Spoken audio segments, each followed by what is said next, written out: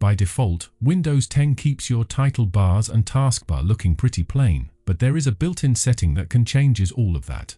Today, we're going to see how to display your accent color across your entire desktop. To begin, simply right-click on Start icon, then select Settings from the menu. Once Settings is open, go ahead and click on Personalization tile. On the left panel, go ahead and select Colors.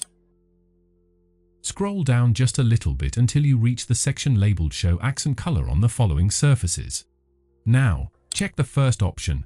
As soon as you do that, your accent color will be instantly applied to both the taskbar and the Start menu.